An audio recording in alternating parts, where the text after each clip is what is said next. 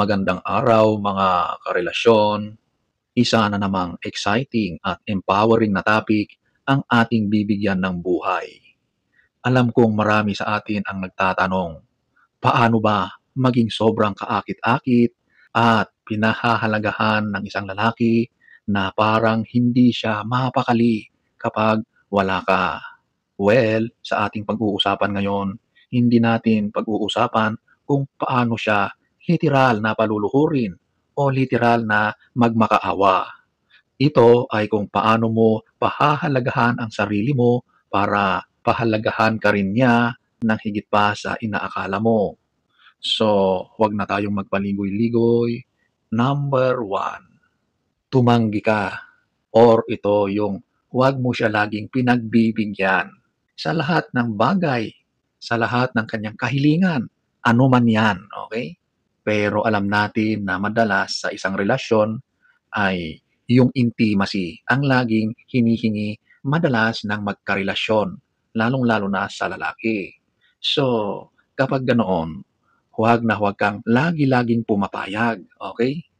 Kapag hindi mo feel, ayaw mo, o meron kang pinagdadaanan, umayaw ka.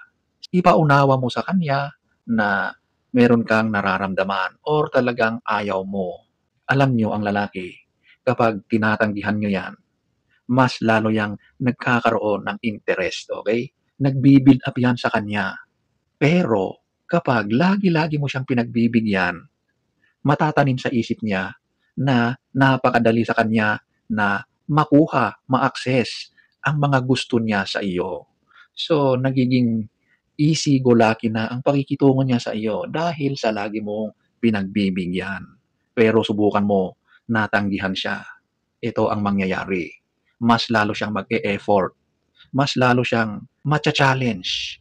Mas lalo siyang magsisipag para makamit niya yung kasagutan mo na oo o pumapayag ka na.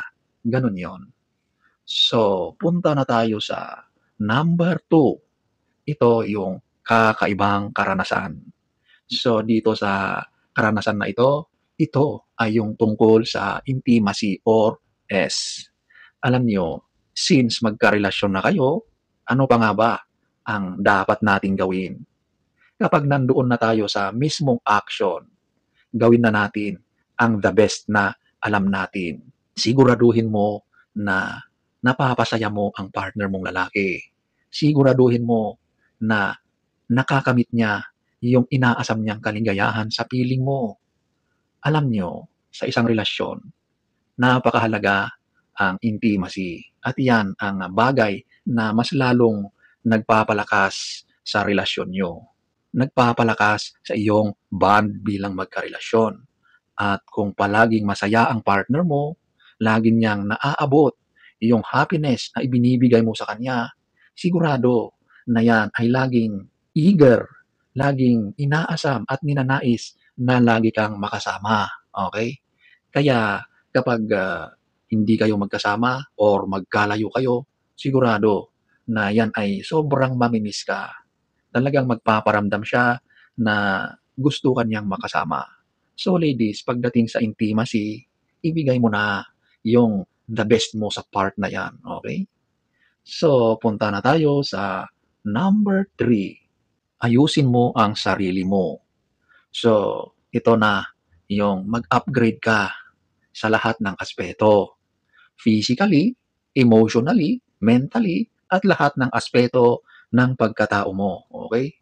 Lalong-lalo na sa aspeto na nakikita ka ng partner mo, nararamdaman ka ng lalaki. Okay? So, magpaganda ka, mag-upgrade ka, mag-improve ka sa mga skills mo, sa sarili mo. Okay? Ang lalaki, kapag nakikita ka na hindi mo pinapabayaan ang sarili mo, datapwat, mas lalo kang nag-i-improve, sobrang hahangaan ka niyan. Yung paghanga niya sa iyo ay hindi pwedeng baliwalain, okay? Kasi doon sa nakita niya ng mga qualities o yung mga nangyayari sa iyo ay sobrang mas lalo siyang nai-inlove, okay? At kapag in love sa iyo ang isang lalaki, talagang lagi kanyang gustong kasama, lagi kanyang gustong makausap, makatabi, at napakahalaga na ayusin mo ang sarili mo, okay? Sa lahat ng aspeto, okay? Sa physical, huwag kang magmukhang losyang.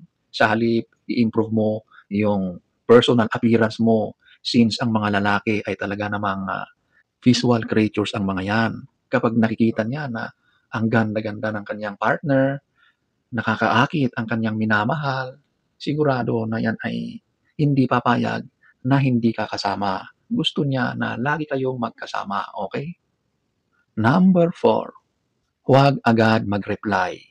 So ito naman siguro ay para sa mga nagliligawan pa lang o yung mga bago-bago pa lang na magkarelasyon, okay? Alam niyo, kapag nag-message siya, hayaan mo muna. Huwag kang agad-agad mag-reply. Alam ko na sa mga dating stage, getting to know each other, or yung bago-bago pa lang kayo na magkarelasyon, talagang eager kayo na makipag-communicate sa taong mahal nyo. Pero paminsan-minsan, pigilan mo rin yung sarili mo, okay?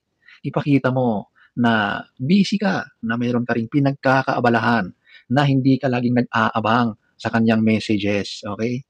Sa ganitong pagkakataon, mas lalo siyang mag-e-effort, mas lalo siyang gagawa ng mga paraan para mapalapit sa'yo, para mas magkaroon kayo ng oras sa isa't isa. O, di ba?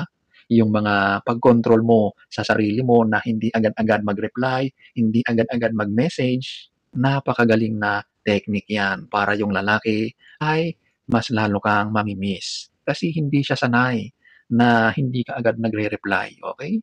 Baka nga, puntahan ka pa kung saan ka naroroon kasi nag-aalala siya kung ano na nga ba ang nangyayari sa'yo.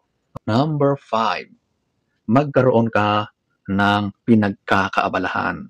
Alam mo, ang lalaki, kapag nakikita ka lagi na wala kang ginagawa or lagi kang available para sa kanya, parang nagkakaroon siya ng palaisipan na andyan naman siya lagi kahit hindi na ako pupunta ngayon or kahit hindi mo na ako mag-message. So, ang nangyayari ngayon is nagiging relax yung lalaki kasi nakikita niya na nandyan ka palagi, wala kang ginagawa. Kumbaga, isang hiling lang niya sa iyo, nandyan ka na agad sa kanya.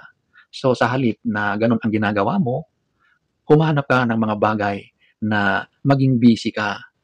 The best kung mayroon kang trabaho na pinagkakaabalahan. Kapag busy ka na, doon na nagsisink in sa lalaki na hindi ka na nakikita lagi. Ngayon, magkaroon na siya ng feeling of emptiness. So dito, nami-miss ka na niya. Dumarating yung point na gustong-gusto ka na niyang makita dahil sa pagiging busy mo, mayroon ka ng pinagkakaabalahan, yung dating oras na ibinibigay mo sa kanya ay hindi na tulad ng dati. Ngayon, limited na kung kailan ka may day off o kung kailan ka may free time, tsaka na lang kayo nagkikita. At sa mga ganyang nangyayari sa dynamics ng relasyon nyo, yung lalaki na ngayon ang mas nagsisipag, gumagawa ng paraan, nagsasacrifice para magkaroon kayo ng oras o para magkita kayo. Kung dati relax na relax lang siya, ngayon nagiging mas masipag siya sa relasyon ninyo. So ladies, never na maghabol ka or magmakaawa ka sa lalaki. Kung meron kayong problema, pag-usapan niyo, pero huwag na huwag to the point na ikaw ay nagmamakaawa sa kanya. Hindi yan nakakaganda sa isang relasyon. Mas lalo kang liliit or mawawalan ng respeto sa iyo ang lalaki kapag nakikita niya sa iyo ang ganyan. So sana ay nagustuhan nyo ang ating topic for today. Next story time. Don't forget to subscribe.